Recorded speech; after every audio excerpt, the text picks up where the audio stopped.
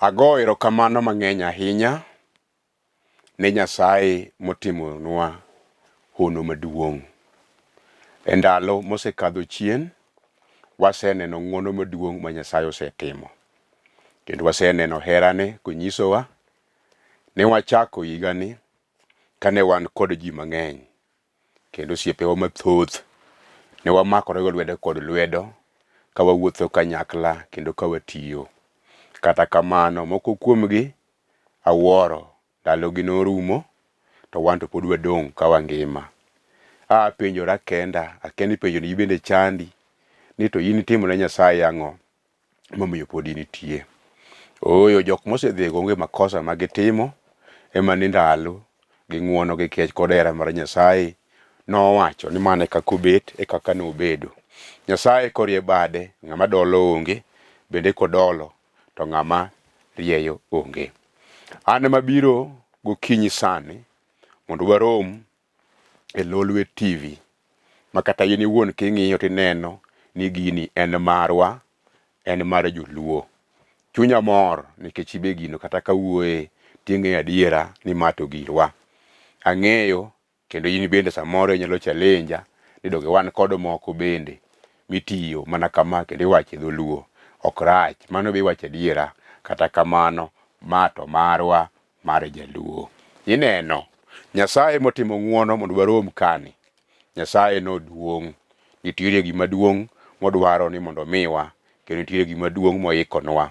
An mawuoyo kodi ni samoro isenena, samoro isewinja, samoro waseromo wagoyo mbaka, samoro isenena mana e TV kama. An bende amor, samoro abe pok aneni, to kata kamano kokadho kuom wach mang'ongo mane Nick okelo gi tim ne ochako kani. Wach maduong' ma Sam Ochola oketo kani. Wach maduong' ma Hans gi tim ne ma jogo picha oketo kani. Oseyie mondo warom mondo wanere wang' kod wang' ka wayalo wachni kendo ka wachni duokonwa geno. Nyinga en Pastor Bernard Otieno. Wuora iluongo ni John Wiso Ore. An awuod Kochia ma Kamenya. Nyasaye makecho nyithinde nokecha. Kendo sama nowara ne ok en gima yot. Bende gimoro malong'o manyalo kwano ni ne an go kata prango kawuono mopore wach bende an godo ni ne onge. Piny nosejwang'a, piny nosewita, ma piny noseng'ado keta. Bende kata ka ngima kawuono chunya penjore weche moko mang'eny nikech sana mar ae pinyni kaluwore gi dwaro mar jopiny noserumo kendo noseromo mandalo moro nogik kama ne gidwaro ni mondo aa githuon. Omiyo ne girodha ka giwacho ni ok owinjore abedie pinyni. To Nyasaye maratego mane ayalo wachne gi tekone, Nyasaye noresa e lwet wasigu kendo kawuono pod angima, pod antie, pod ayalo. E piny Kochia kidhiye ibiro winjo historia malach ma injili maseyalo nitie. Kendo ang'eyo ni samoro ibede janeno kuom wachno. Adwa nagoni erokamano in minena. Osiepena mathoth ma bende osechung' koda e wachni. Nyasaye mondo ogwedhgi. Kawuono kata ok aluongo nyinggi to chunya nyisa ni Nyasaye no ero neno ng'ato ka ng'ato. Oneno monde kama nitie. Oneno Dan Owade kama nitie. Joseph Opapa bende oneno kama nitie. Oneno ji duto te kamoro amora ma ginitie. Kendo mama na Lilian Mokriek ang'eyo ni kama nitie e piny Amerika oneni. Ang'o miyo joge goyo negi erokamano? Gisechung' koda e injilini. Gisemako bada e injilini. Aseneno gik madongo ma Nyasaye oketo nyaka nwang'ere kodgi mondo warom e injilini. Nyasaye mondo ogwedhgi duto te. Aseng'eyo ni Mama Mary Abwao kamoro amora ma entiere koparo kendo kofwenyo ni ai pok owuoyo kode kuom ndalo mabora, okawo sime to goyo to wacho weche moko. To bang' simeno aneno gik madongo motimo. Mane ka mama wa Mokriek bende kani Amerika ooro gimoro niluongo ni Sendwave. Aneno gik madongo motimo. Mama na, Nyasaye mondo ogwedhi. Ng'wono maduong' ma Nyasaye otimo ok yadhi kayiem nono. Asewuoyo kodi, asefulo ni nyinga. Awacho ni namba na bende aketo kanyo. Ka Nyasaye owaloni dwa ni bolri e nyime kidwaro gimoro e nyime Jehova, to yie mondo igo namba no mondo wawuo kendo wawinjre e weche moko. Ayalo wach Nyasaye dalani mar Nairobi kendo an gi kanisa ma Nyasaye omiya mondo atiye kaka jadolo, ka wan gi jodolo mamoko ma Nyasaye owalo, iluongo ni Foundation of Eternal Life Church. Antie dala mar Dandora. Nyasaye owala kanyo gi jowadwa mamoko mondo wati tich Nyasaye. Akwayi ni in bendi dingi yie mondo ibedi achiel kuom jok ma watiyo tich Nyasaye. Yie mondo ibi mondo walam Nyasaye. Go namba na mondo ang'isi direction kama inyalo yudo wae, mondo kibiro wanalam Nyasaye kanyakla, wanawinjre weche moko, Nyasaye noting'wa malo. Nyasaye maratego moko we nyithinde, ok noweyi, an bende ok noweya. Nomak badwa kendo no umwa. Adwaro ni kama intiere goe chongi mondo walame Nyasaye. Wuonwa kendo Nyasachwa, abiro e nyimi kabolora kendo agoyo ni erokamano. Ayie ni initie, inyalo, itimo, igwedho, iting'o malo. Gima tami timo onge. Isetimo gik madongo, aseneno badi kendo aseyie ni initie. Ere jal madwa pimigo? Donge jomoko nowuok kaparo ni gide gipiem kodgi, ne gilal nono. Ine wachni budo dong' keyalo, kendo wachni ni kod teko, wachni ni kod loch. Wuonwa e tinende ni, e nyasi maduong' mikete nyimwani, akwayi kum ng'wono, akwayi kum hera. Jehova gwedhwa, Jehova ting'wa malo, miyo gik ma onge mondo bedie. Kitimo wa malo Nyasaye, wanagoni erokamano. Alami kawuono yaw pachwa malach, yaw pach chuny jawinjo ni e malach, mondo winjie wachni makelo ngima, mondo kelene gweth, mondo gik ma onge mondo bedene. Kitimo maber Jehova, anagoni erokamano. Alami ka yie setimo gik madongo, itim nyadichiel, nikech nyingi ni kod teko kod duong'. Erokamano kuom siwinjowa kendo kuom setimonwa. Nyingi nwang' pak e nying Yesu Kristo ma Jawarwa. Amen. Iwe wachna amen kama intiere. Adwa somo wach mondiki kitabu mar Isaya 12, 1, 2, 3. Wacho niya: chieng' onogo unuwach niya, Ruoth Nyasaye, wabiro paki. Kata obedo ni mirima osemaki kodwa, to koro oselendo mi ikweyo chunywa. Adieri Nyasaye e jareswa. Wan gi geno kendo ok waluor, nimar Ruoth Nyasaye e kar konyruokwa kendo e okumbawa. Osenyiso ni en e jareswa. 3 wacho, kuom mano ubiro yudo gik mabeyo gi mor kuom Ruoth Nyasaye maresou. Owadwa kod nyaminwa, ang'eyo odong' mana seche makoro wakwano to wadonjo e nyasi maduong' ahinya mar Christmas. Kendo mae nyasi malich mabende osegwinyore gi paro mag ji. Ji osepenjore, be en adiera ni Kristo nonyuol chieng' onogo? Aparo ni mago weche matindo makonego chand pachwa.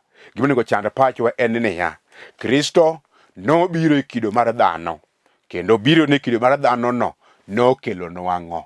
To kiparo odiochieng' maduong' ahinya ma wach mar ng'wongo manokelo donje chunywa ma iye, in be onego ipenjrie ni to it ang'o monyuoli e chunyi. Wach maduong' ma wayalo ni ibeno nyalo yude kunyien e chunyi kanyo.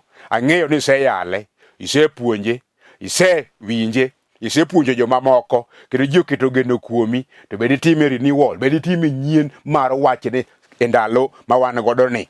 Nyasaye maratego manyalo gik moko duto no owuoyo kod Isaya. Kendo wach madawuoye sani, topic madawuoye sani en ni Jehova no kende ema duoko geno. Onge ng'at machielo manyalo duoko geno ka ok en Jehova. Chunya nyisa iwinjo owadwa kod nyaminwa, nitiere geno moko ma yande chano, kendo ndalo manene ochako iga. Samoro ni kao kalambi kaka koran gi mara ni, kendo sama ne kawe to ne chako ndiko. Ne ndiko weche moko midwaro ni mondo timre. Ne wacho dwe mar 1 abiro timo ma, dwe mar 2 abiro timo ma. Ne ndiko weche go temo chopo Desemba. Mi wacho rombo Desemba to abiro crown ka timo ma. Iwinjo okrach, ne timo maber. Abe samoro mine na wuoyo kodi ni natimo weche mine timo go te. Abe nandiko kamano. Kata kamano wapenjore, oromo Desemba, ang'o mitimo to ang'o ma ok itimo, ang'o momiyo magi otimore to ang'o momiyo ma ok otimore. Adwa ni mondo awachni niya, jal moro ndiki nyinge e kitabu mar muma mwasomoni, kendo nyinge odong' nikech weche moko. Ji osesomo nyingeno, ji osekonyore gi nyingeno bende yore mopogore opogore. Chunya nyisa ni ng'eye, isewinjo wachne, kendo iseketo ji mang'eny mong'eye kako chalo. Iluonge ni Ibrahim. En be sama nochako dak e thurwa ka, ne en kod geno ne mamoko, kendo nowacho gi chunye ni an ka chieng' moro abedo kod jaoda, wananyuol nyithindwa, to nyithindo ma Nyasaye omiyowa nodagi e ngima mamoro Nyasaye, wanapuonjgi ma kod macha. Gibende gibedo kod geno machal kod mano, aina manyo intiere godo. Ne gichako dak ka Nyasaye otelo negi. Kata kamano, gimoro achiel nochichogi. Ndalo dhi, nyathi ok ne. Igni kadho, nyathi ok ne. Geno mane gin go ojok rumo. Igni magisebedo godo e pinyni, Sarai ma jaode ikichopo 75. Jok manodhi sikul thurwa ka nyalo wachoni ni joma mine ko 60 ok yot mondo bede gi nyathi. Omiyo geno mane jogi ni godo dala gi ka chal ka gima norumo. Kendo ne giwacho, kata ne giwacho lela ma ji owinjo, to geno gi mane gin go chal ka gima norumo. Ma giwacho ni wan to koro ok wanyal nyuolo nyathi. Ma nodhi gi paro mar jaode miluongo ni Sara. Nogi kama nowache niya, ineno jaduong', wan gi jatijwa moro ka, osetiyonwa maber, kite long'o, kawe mondo onyuol nyithindo makara, nikech an to paro kod geno mane an go nanyalo nyuolo nyathi mating'ie lweta oseruombore piny, onge. Sama nowuoyo kamano, Abraham bende nong'iyo iki kochopo 100 gi wiye mokwer ni oyo, kama koro wagikie ni adiera geno oserumo, ok wanyal mako ich monyuol nyathi sani koro. Omiyo be noyie mokawo nyako manomiye mondo gidag godo, mondo ginyuol godo nyathi. Mane momiyo wuoyo kuom geno, jal manyalo duoko geno. Negi wuoyo kaka dhano modak e odgi, negi wuoyo kod paro mar dhano mane ging'ado kendgi giwegi ni sani koro nyathi ok nyal yudore. Samoro in minena ibitine gimoro manikete geno, kata kamano kawuono idong' ka koro imbemori piny kipenjo, to ke geno mane an go donge osegore piny. Samoro ito mari opogore kodgi, gino nyathine mane ok giyudo. Samoro idiri gi nyithindo, kata kamano geno mane paro ni gibiro konyi godo kawuono otore, gitamore konyi. In kanyo kendi ka geni piere, to geno ma yande in godo kodgi onge. Tiwinjo gima notimore e dala Abraham lichna. Jehova ka nyalo duoko geno moserumo. Chieng' onogo Jehova pore lela.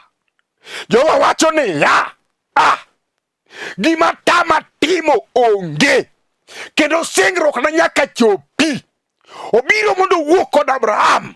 Okoni ni winjo Abraham, mwandu mine niseugo gi te, onge jal mano cham gi mak mana nyathi ma in wuoni nyuolo.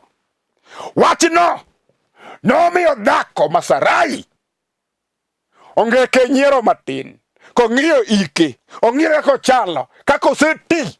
Owacho ni ai, anni beda mak ich manyuol nyathi. Nomiyo nyiero. Kata kamano, gima Nyasaye owacho, Osana ma jaduok geno, ai, osiepe Lazaro kowuoyo, to gima tame onge. Osana to winjo pako, Osana to winjo dendo, Osana to winjo lamo. En kowacho to timore. Noduoko gene sama nodwaro ni mondo timre. Isaka obire sama owinjore. Sarai nomako ich kamotieno. ma jogweng' osewuoyo mong'ado kete oko, ma ji osewacho niya, oywak pile dala ka kolamo Nyasaye gi pi wang'e, dak osetimone, samoro ibedo oseng'isi kamano. Winji, Nyasaye nodwoko geno e dala Abraham. Gima nyamone timoni sani onge. Osana no pod ngima kaka notimo ndalo cha, otimo sani e ndalo ni e nyasi mar Christmas ni. Osana ni kod geno mang'eny modwa duoko mag ji. Idhi in achiel kuom oganda modwa duoko geno margi. Gima tame onge. Osana yol lor. Ing'eyo hali ma mama ni kadhe. Ing'eyo kang' ma jaduong' ni kadhe. Ing'eyo geno mane en go mosetore. Kawuono sana duokne. Iwuoyo gi Isaya ni chieng' onogo. Ji duto te nochokre kawacho kagoyo erokamano. Osana in emitimo. Osana in emiromo. Osana in emigwedho. Osana in emijares. Kagigoyo erokamano. Kata mirima nomaki kodwa. Osana kawuono mirimbi oselendo. Erokamano kuom seyie mondo geno ma yanda wan godo mondo chop kare. Osana erokamano kuom setimo. Winji mama na, aketo geno ni e chunyi. Kata ji osewuoyo mosewacho ni ok nyalre, mano ji ema wuoyo. Kata jasigu osechung' e nyimi mosewacho gima yande geno no ok notimre, mano jasigu ne mowuoyo. Osana to kowuoyo, Jehova kowuoyo, Jehova kowacho, to gima tame timo onge. En ema nyalo duoko geno duto te. Ato we apimni.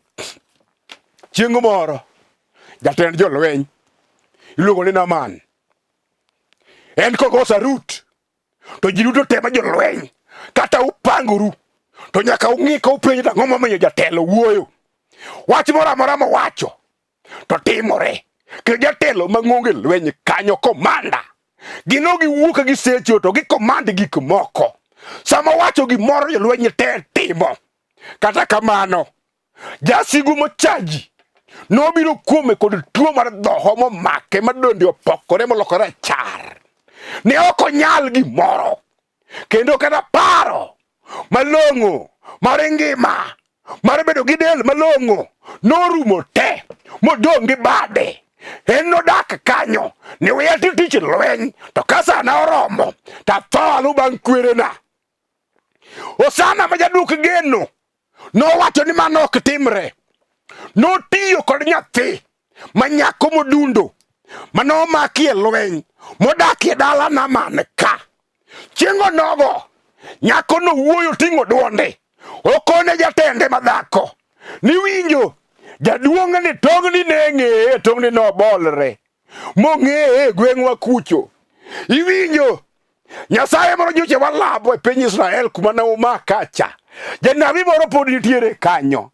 To ka jaduong' ni nyalo yie mabolre madog chien, to nyalo chango modhi ir jaduong' no. Iwinjo, Naaman ma jadhoho, ma jatend lweny, nowinjo wach ma jatich manyomaki, jatich. Iwinjo, jal ma wuoyo ni ok dhano moro malong'o e odni, en jatich momaki misumba, moketi tiyo gi thuon ka okete ka. To nikech owacho wach manya kelo geno, owacho wach manya duoko geno, owacho wach manyalo duoko gik manya okethore olosre, Naaman bolore. Owacho ni wuoyo nade, Nyasachi no be nyalo konya dira. To nyathino kone niya, ang'eyo Nyasaye ma wuonwa tiyone, ang'eyo Nyasaye ma minwa tiyone, ang'eyo Nyasaye ma jodala watiyone, ang'eyo Nyasach Israel ma nyaduoko geno. Kibolori e nyime to gima tame timo onge. Naaman ang'o bolore? Naaman obolore, obolo bunde piny, lewni mag askeche obolo piny. Owacho niya, kar Osana to winjo bolruokne, en ema nyaduoko geno manyose rumo. Ochako wuoth mos, ochomo ir janabi. Janabi odhi okone weche moko, mokwongo jaro gi chunye.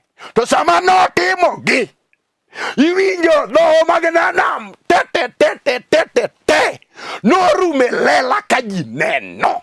Kawuono in bende awacho ni kama intiere no kata osekethore monjawre mosedung motow ma ji owacho ne ng'ane ni to nochako maber ma ang'o mosetimore bende ji oseywagi ni ok nyalre akelo ng'ato e ndaloni mar Krismas akelo ng'ato madwa nyuolo weche manyien magigeno e dhood chunywa en ema onyaduoko geno kata richo manye watimo nyose baro kodwa gi oko momiyo wayudo tuoche minwang'o tuo mar okimi mochami osana mwayalo wachne to nyalo duoko geno michangi osana mawuoyo kuome gi chunya duto ni nyalo golo dhiere odi maring ma osana mawuoyo kuome ni nyalo kelo ot midagie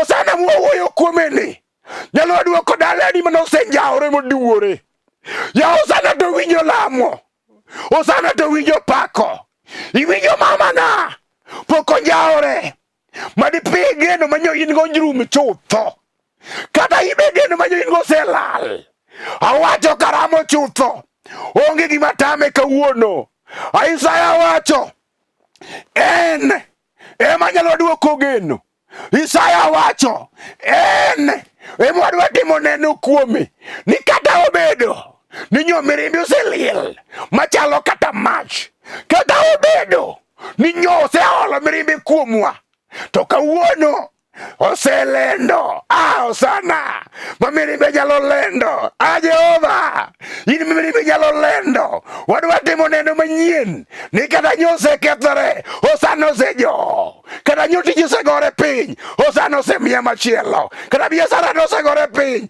osana oseyaw kata tuo noseketa piny osana osechanga kata nyo okanyal osana osemiya nyalo osana iber manade erokamano kuom setimona mama na Nyasachwa mineno wayalo wachne nyalo duoko ni geno jaduong' Nyasachwa mawayalo wachne ema ndiko ni geno mama na pok okethore maditam Nyasaye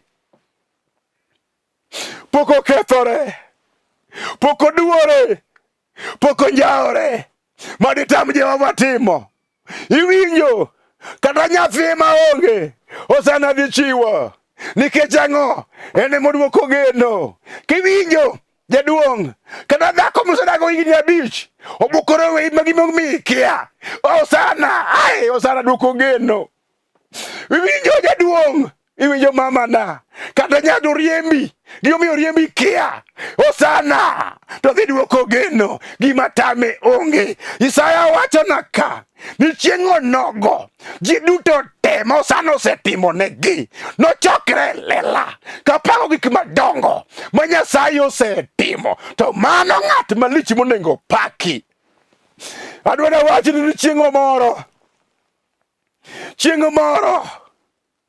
kijende moko yudore kijende go wacho niya ok wanakulre ni mondo walam kido moketi ma ok nyal miyo wageno ma bende ok nyal duokonwa geno kata okete gi chuny mar tiekowa to wach achiel ema wang'eyo ni ok wanaloki yie mwayiego kuom osana jaler en ema en kod duoko bende en ema en kod geno sama ne giwuoyo Miriam mager omako jatelo owacho ni bichwak mach marabora mach mager nyadibiriyo wabiro nyumogie iwinjo jogo wacho niya kata ochwaki kata ok ochwako kata unyumowa kata ok unyumowa kata unegowa kata ok unegowa wach achiel kende mwang'eyo ni jageno en Nyasaye jal maduoko geno en Jehova ok wanaloki wange nyumogi sama nonyumogi ruoth kang'icho owacho niya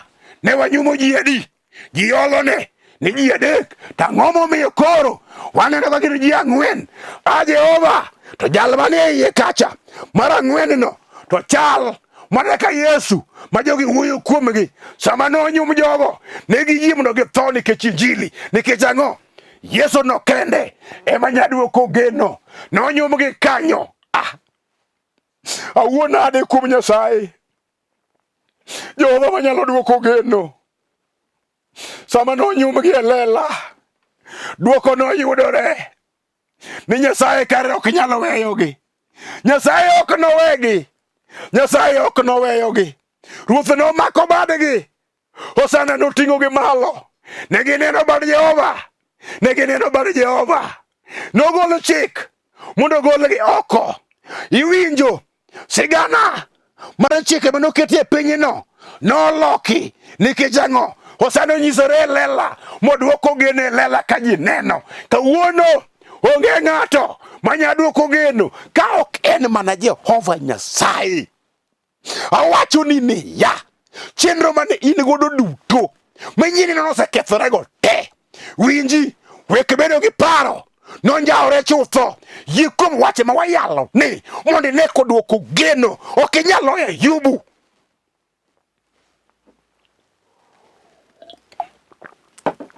Ok inyal loyo Ayubu. Ok inyal loyo Ayubu. Ma gik moko te noserumo. Dhok odhi te. Kanyna odhi te.